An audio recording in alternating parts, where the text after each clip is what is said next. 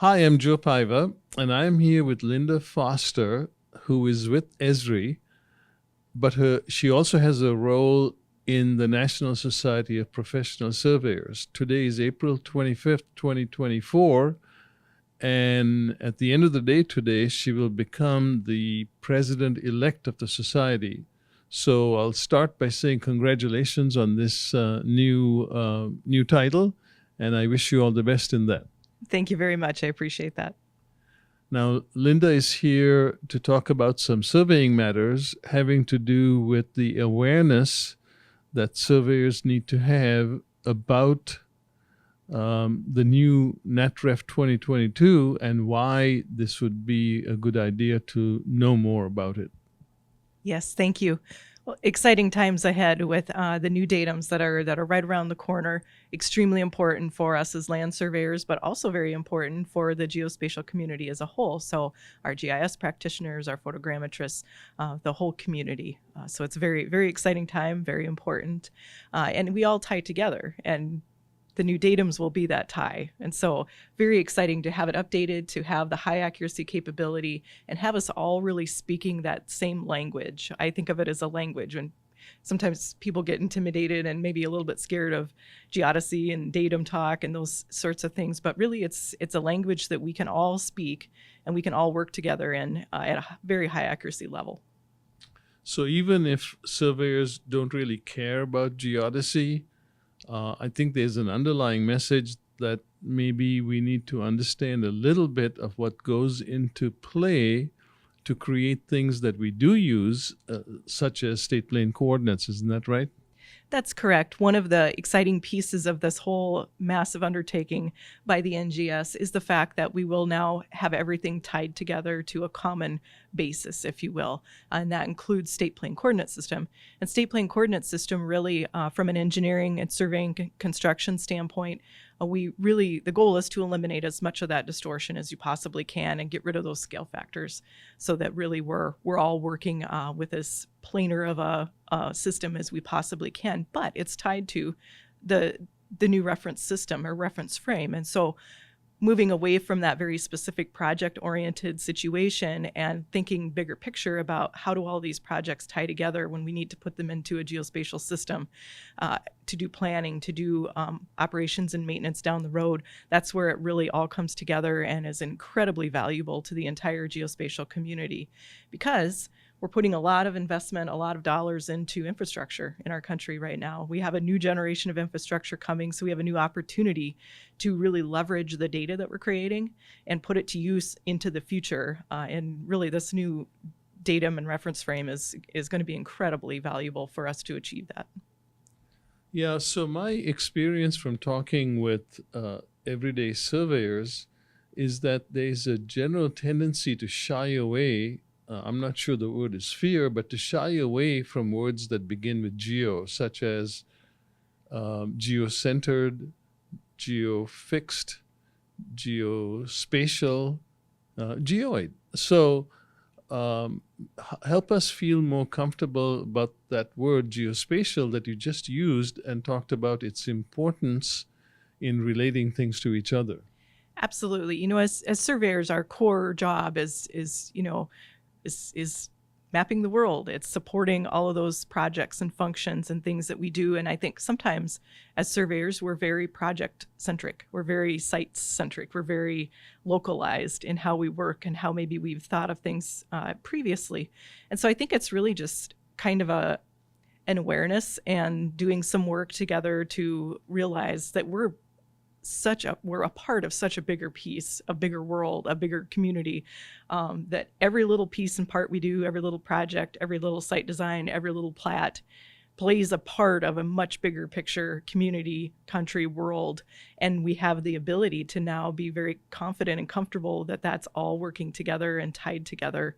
And there's incredible value in doing this and realizing this, and kind of hopefully that will help folks maybe get past some of the fear once they realize the power of what it can do for us, and how when we put all those things together that we're all doing every day and we see, wow, this is amazing what we've accomplished together. I think it will really be revealing. And we didn't have the ability to do this at the beginning of my career, even. It was very difficult to tie it all together with high accuracy, to even tie it all together.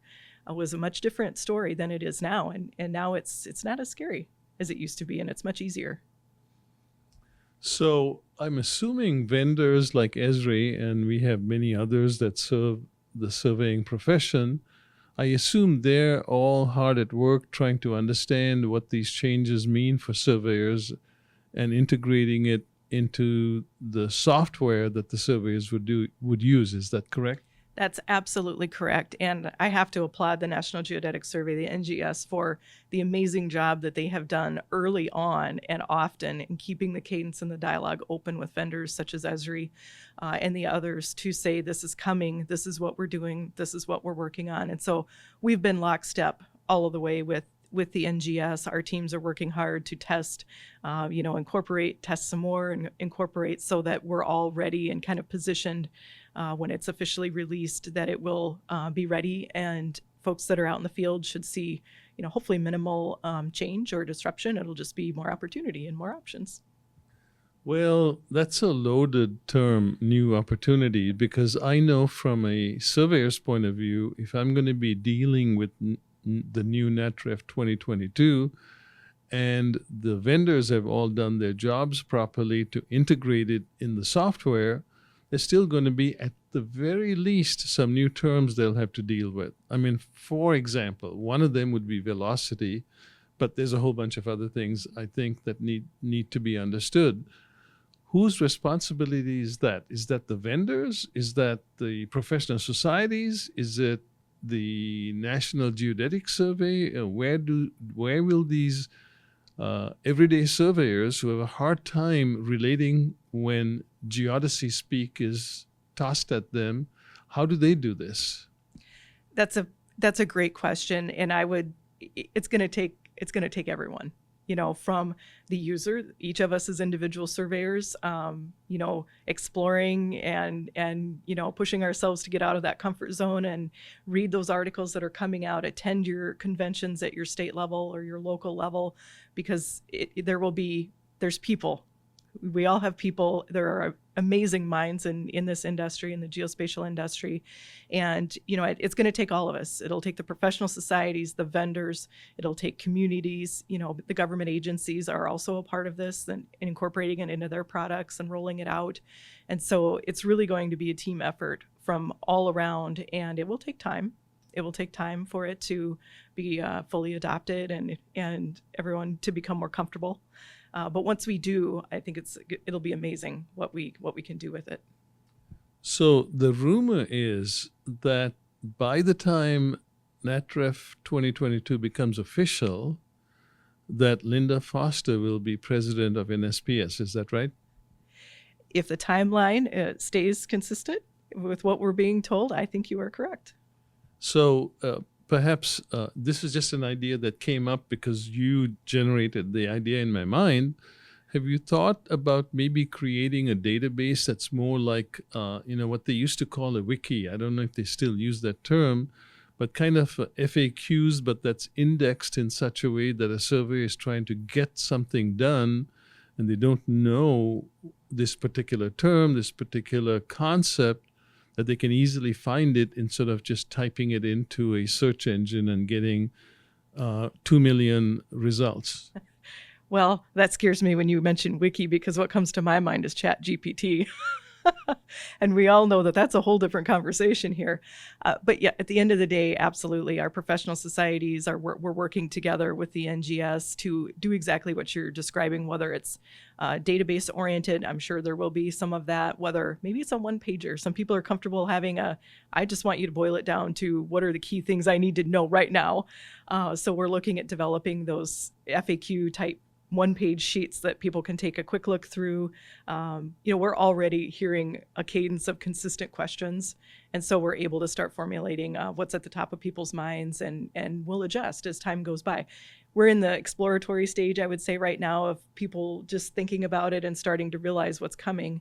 And then we'll go into a new phase when everyone's in the field and starting to apply it. That will change the dynamic and the questions and the experience that everyone has using it. And so we'll probably have another round of FAQs and resources and things to help.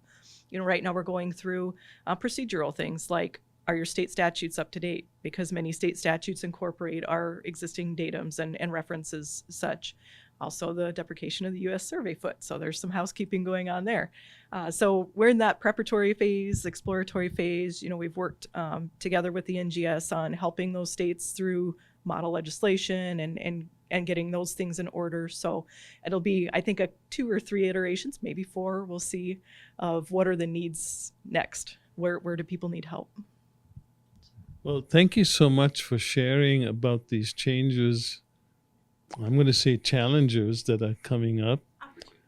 Opportunities. There you go. And I just want to say, I want to try and wrap up our conversation, but you may have left something that you wanted to say unsaid, so I'm going to give you the last opportunity here. Well, thank you. I just want to say thank you for having me.